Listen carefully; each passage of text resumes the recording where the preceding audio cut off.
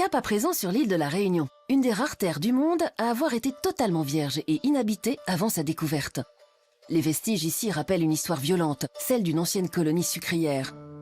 Le musée Villèle est un des lieux de mémoire de ce passé tourmenté. Son médiateur entretient avec passion les souvenirs de ses ancêtres.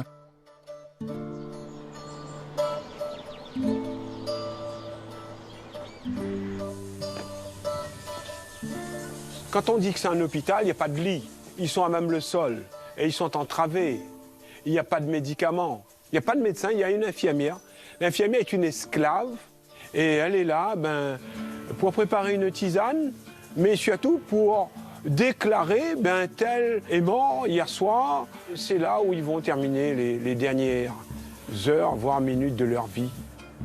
Jean-Baptiste est un commandeur. C'est incroyable tous ces noms.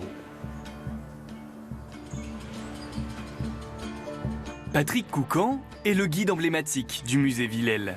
Bonjour, moi c'est Patrick, je suis votre médiateur. Ce lieu symbolique et mémoriel de la Réunion accueille environ 40 000 visiteurs par an.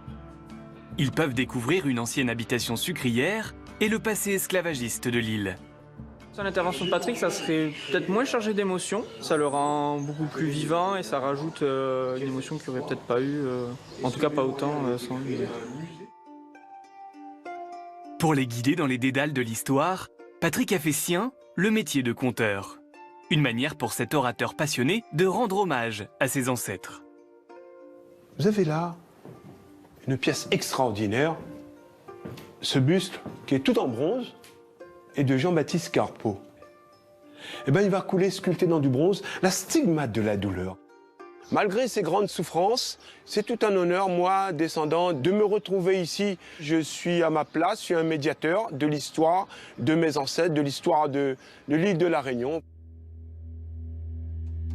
Situé sur la commune de Saint-Paul, le domaine évoque la prospérité d'une famille créole au XVIIIe et au XIXe siècle. À sa tête, une des figures historiques les plus connues de l'île, la terrible Madame Desbassins. Eh bien, Madame Desbassins est mariée très jeune à son mari qui est aussi son cousin. Et ils ont créé ce grand domaine. Une dame qui est très controversée. Si on pose la question aux Réunionnaises, aux Réunionnais, l'esclavage, c'est qui à Bourbon? Eh bien, tout de suite, on répond Madame Desbassins. Cela fait 20 ans que Patrick partage sa vie avec ce domaine. Il connaît le musée comme s'il y était né. Dans un environnement rustique et verdoyant, il déambule dans la chapelle, surveille la croissance de la végétation, Ça a bien profité, observe les sculptures du jardin. Patrick a voué toute sa vie au musée Villèle et à son héritage. On dit de lui qu'il est un livre vivant sur le patrimoine de la Réunion. Pour décrire son envie, c'est la musique qu'il choisit comme inspiration. Pour reprendre un petit texte de Claude Nougaro, « Donne-moi ta main, qui a 5 doigts comme la mienne, sauf la couleur est différente, et marchons vers le monde. » Je trouve ça extraordinaire, moi. Daniel Picouli nous présente l'œuvre de Daniel Waro, un musicien et poète réunionnais, fervent défenseur de la cause créole. Waro est la référence de la musique populaire réunionnaise. Il est le porte-voix du Maloya, le blues réunionnais. Daniel Waro, surnommé le Diable Blanc avec sa crinière de neige et de feu, s'est battu pour la reconnaissance de cet art hérité des esclaves et interdit sur l'île jusqu'en 1981. Né au Tampon, dans une famille modeste de 12 enfants, Daniel Waro épouse la cause du Maloya dans les années 70. Ce chant voyou, mélange de musique, de chant et de danse, devient une arme politique. Très engagé, il refuse de porter l'uniforme et passe 22 mois derrière les barreaux pour insoumission. C'est en prison que cet antimilitariste écrit ses premières chansons sous l'influence de Georges Brassens.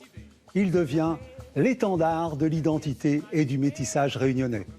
Cette réunionnaisité, comme il le dit, il la transpire. Regardez cette puissance lorsqu'il est sur scène.